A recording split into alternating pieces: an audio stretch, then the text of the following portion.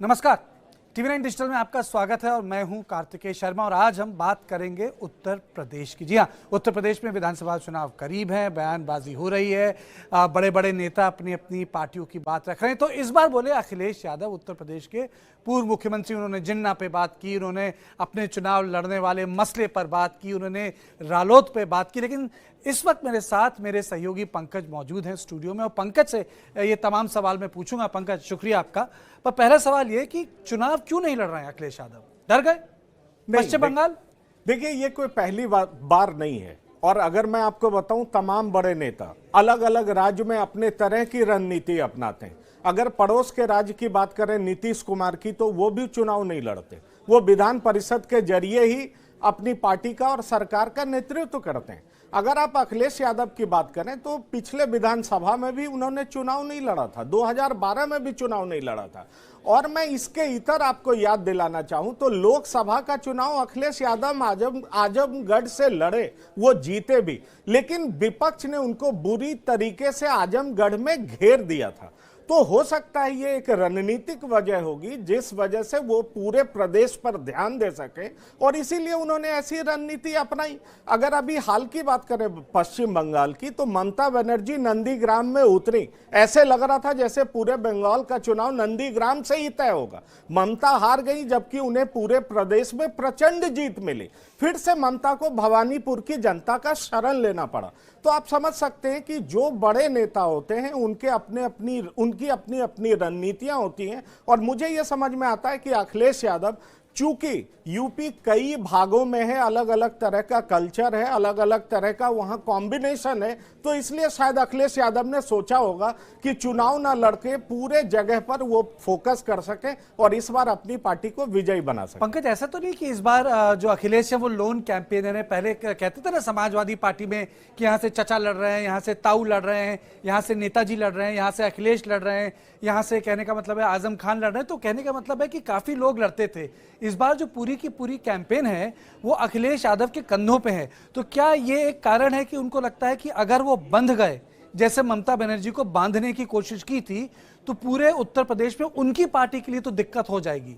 कार्तिक, मुझे ये बड़ी वजह लगती है, क्योंकि आपने सही कहा कि पहले बहुत सारे स्टालवर्ट थे जो अपने अपनी जगहों पे खासा पकड़ रखते थे। आजम खान साहब काफी ज्यादा इधर ज्यादा पकड़ रखते थे। अगर हम पूर्वांचल में बात करें तो उनके कई बड़े नेता थे, लेकिन अभी पूरा दारोमदार जो है वो अखिलेश यादव पर ही आ गया है। एक अच्छी बात यह है आज की, अखिलेश यादव ने यह जरूर कहा है कि वो शिवपाल से अलायंस करने जा रहे हैं और शिवपाल यादव उनके साथ होंगे तो जाहिर तौर पर यादव परिवार मजबूत होगा और ये मैनपुरी इटावा का जो एरिया है उसमें उन्हें बहुत ज्यादा मशक्कत करने की जरूरत नहीं पड़ेगी।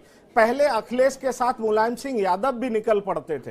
तो ये तमाम स्टालवर्ट की कमी खलेगी समाजवादी पार्टी की और मुझे ये साफ दिखाई पड़ रहा है कि ये पूरी जिम्मेदारी अखिलेश यादव पर होगी। और यही बड़ी वजह है कि अखिलेश यादव ने यह तय किया है कि रणनीतिक रूप से वो पूरे प्रदेश पर निगाह रखेंगे, नजर रखेंगे, जिससे कि समाजवादी पार्टी को ज्यादा से ज्यादा फायदा मिल सके और उनके कैंडिडेट ज्यादा से ज्यादा चुनकर आ सके। पंकज, मुझे एक चीज बताइए, जो यंग नेता हैं उनमें से ज्यादा अनुभवी अखिलेश को माना जाता है, नए नेताओं में से।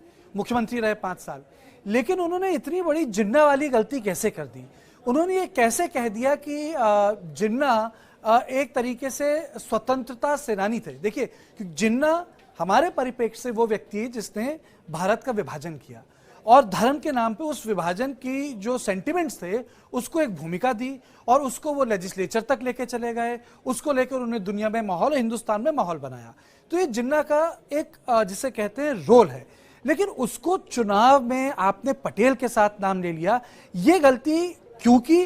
और क्या आपको ये याद दिलाता है बिल्कुल वैसे ही एक तरह की पॉलिटिक्स का जो हिंदुस्तान में जब दिग्विजय सिंह ने ओसामा बिन लादेन को ओसामा जी बोल दिया था?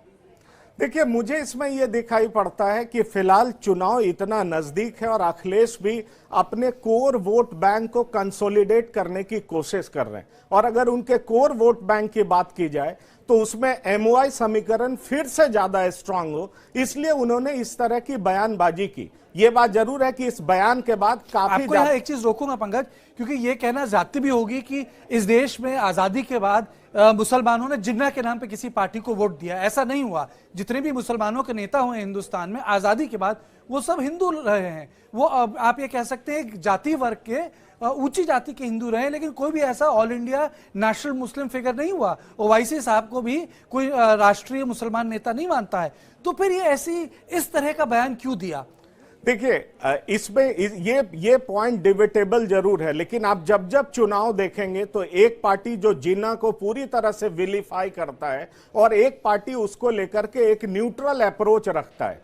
तो ये वजह हो सकता है कि इसी वजह को, अगर आप बिहार की भी बात करें, अभी तारापुर है, कुशेश्वर स्थान है, वहां पर भी लालू प्रसाद यही कोशिश कर रहे हैं कि वो किस तरह की बात की जाए जिससे उनका एमओआई समीकरण इंटैक्ट रहे। वैसे देखना पड़ेगा पंकज, मुद्दे तो बहुत हैं। पैंडेमिक का मुद्दा है, लखीमपुर खीरी का मुद्दा है, मसले तो बहुत हैं। मुझे याद है 2012 में जब चुनाव चल रहा था, सब लोगों का फोकस मायावती और राहुल गांधी पे था, पर एक साइलेंट कैंपेन चलता था। और वो कैंपेन यह था कि कहाँ पड़े हो चक्कर में, कोई नहीं है टक्कर में।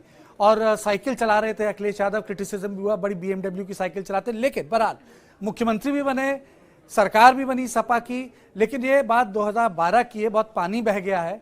और अब 9 साल बाद ये जो चुनाव हो रहे हैं, उसमें क्या होगा, किस तरीके से योगी आदित्यनाथ को टक्कर दी जाएगी। तब मुलायम सिंह चेहरा होते थे, अब अखिलेश हैं सामने। तब राहुल गांधी बड़े नेता होते थे, अब उनको सफलता नहीं मिल रही है। प्रियंका है मैदान में सामने, बहुत सारी चीजें हैं, इन सब पर नजर रहेगी हमारी। पंकज, बहुत बहुत शुक्रिया इस हमारी खास पेशकश के लिए। तो आप देख रहे थे TV9 डिजिटल पे हमारी खास पेशकश उत्तर प्रदेश पे। बाकी और भी खबरें होंगी, जिसके लिए आप जरूर आइएगा TV9 डिजिटल पे। शुक्रिया।